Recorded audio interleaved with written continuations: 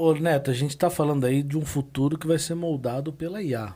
Então a IA vai dirigir o nosso carro, a IA está determinando já o que a gente está assistindo, porque você liga o Netflix, ela já indica O que filmes que vai que assistir? estão de É. acordo com o nosso gosto. E às vezes você quer assistir outra coisa, você nem consegue achar porque a IA entende que você não quer assistir aquilo. Jesus volta antes, hein? Pode ser.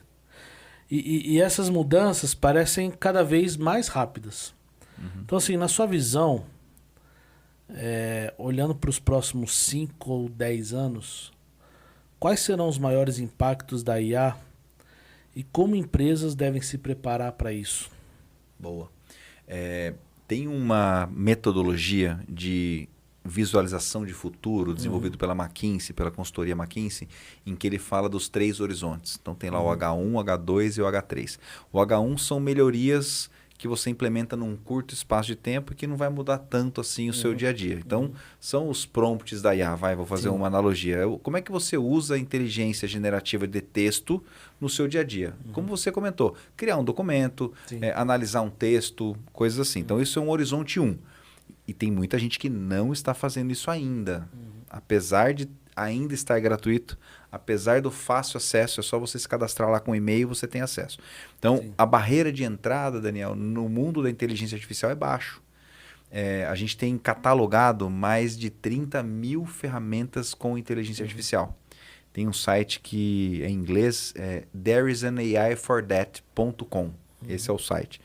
Então, depois aperta a pausa e volta para você entender o que eu falei direitinho, porque tem que escrever certinho. ThereisanaIforthat.com. Esse é o site. Ele tem um catálogo lá de mais de 30 mil ferramentas e contando, né? Cada dia tem ferramenta nova.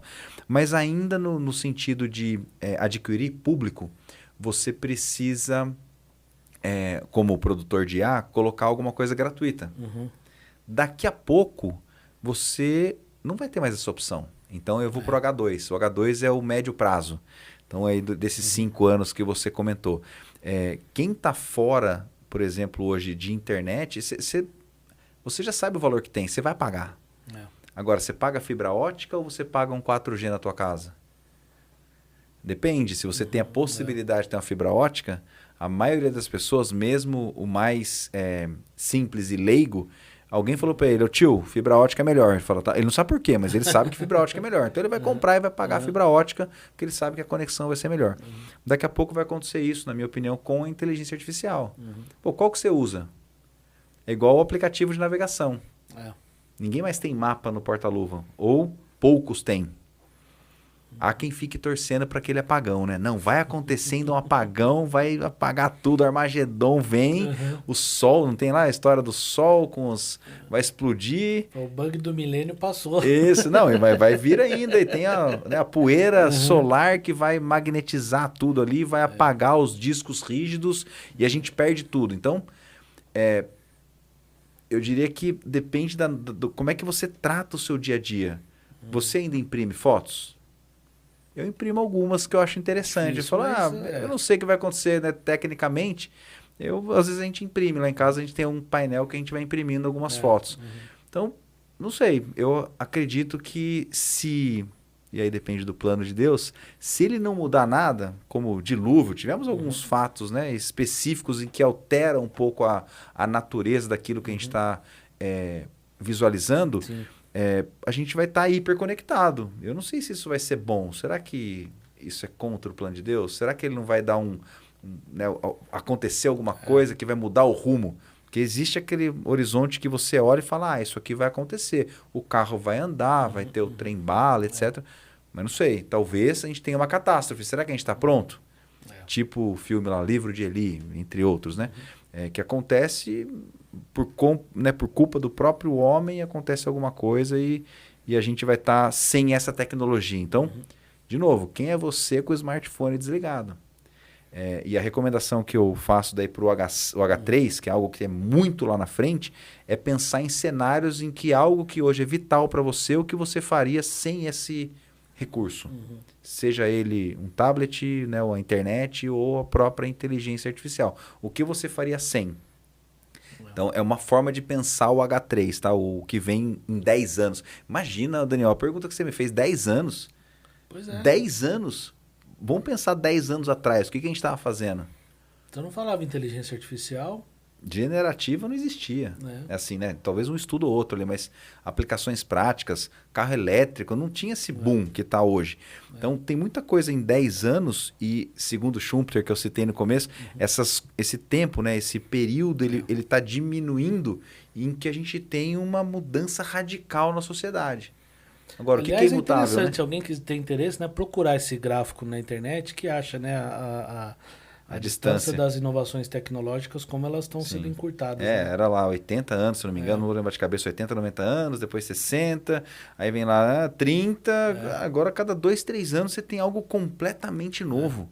Então, eu tenho talvez a única certeza de que a palavra é imutável, isso eu tenho certeza, o restante... Os céus e a terra passarão, mas a palavra de Deus permanece. Permanece, exato.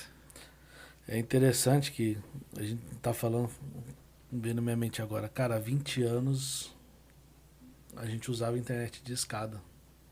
Praticamente. Era uma CPU na tua casa, um monitor grandão. Um tubo, né? Um tubo. Você vê como em 20 anos o tanto de coisa que transformou. E se a gente voltasse para aquele tempo, eu fico imaginando qual é o caos que seria o povo de hoje naquele tempo, né? Porque... Não, para pensar pais e mães. A maioria hoje tem a possibilidade de entregar um aparelho celular para o filho e saber exatamente onde ele está. Tem lá o GPS no filho. Cara, 20, 30 anos atrás, você saía de casa e se você não voltasse e acontecer alguma coisa, sua mãe ia descobrir só quando dava o horário que você chegava. Falava, nossa, ele não chegou, onde é que ele está? Daí que você vai ver o que tinha acontecido. Então... esse nível de relacionamento com presença de onde estamos, o que estamos fazendo, mudou completamente. Agora, você acredita que algum setor vai ser totalmente transformado ou extinto? Nossa, extinto. Eu preciso fazer alguma analogia com coisas que já aconteceram. Então, sabe o ferreiro que fazia a ferradura do cavalo? Quando você teve a Revolução Industrial... chegou lá o automóvel e as pessoas falaram, agora é o fim do ferreiro. Então, fazendo uma analogia mais próxima nossa aqui, né? Será que alguém ainda mexe com mainframe? Ainda mexe. Então, pensar que algum setor vai ser totalmente extinguido, eu tenho ainda talvez uma dificuldade. Mas estamos vivendo tempos exponenciais, né? Em que poucas ações geram resultados exponenciais. Talvez... vamos tentar dar um chute aqui. Produtor de conteúdo, sabe aquele clipping, né? Que você faz resumo de publicações, esse tipo de coisa? Talvez algum agente especializado com IA ele vai fazer muito melhor do que o ser humano, a gente não vai ter mais. Sim. Tem algumas agências de publicidade também que trabalhavam com produções tanto de criação de marca, logo, etc., mais simples, vamos dizer assim, que a IA talvez faça tão bem quanto ele fazia. Ele vai ter que se aprimorar numa outra área. Então, eu acredito que nessas áreas de produção e de curadoria, em que um robozinho faça melhor do que o ser humano, nós vamos ter que ter um ser humano para tomar conta desse robozinho. Então, é basicamente isso. Mas talvez ainda tenha manutenção de mainframe, só que ele tem que ser o melhor para ele se manter, né? O melhor ferreiro e coisas assim. Aliás, você falou mainframe, há 20 anos atrás falavam pra mim, mainframe vai morrer, mainframe vai acabar. Daí 25 anos, mainframe continua firme e forte, viu? Você que trabalha com mainframe você sabe. Você que trabalha com mainframe continua firme e forte e estão colocando inteligência artificial dentro dele.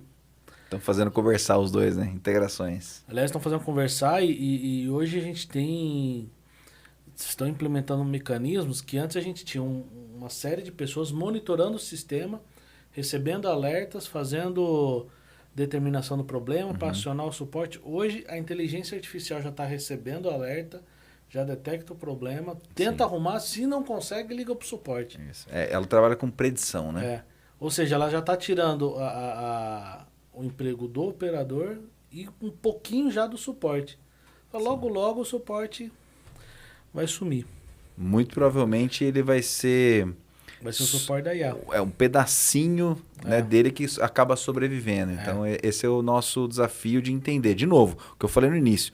Aquilo que nós fazemos com pouca avaliação crítica, que é repetitível, o robô vai acabar fazendo. A própria automação, mesmo sem inteligência artificial, todo dia eu tenho que entrar, fazer, copiar, mandar. Fazer, copiar, mandar. O robô acaba fazendo.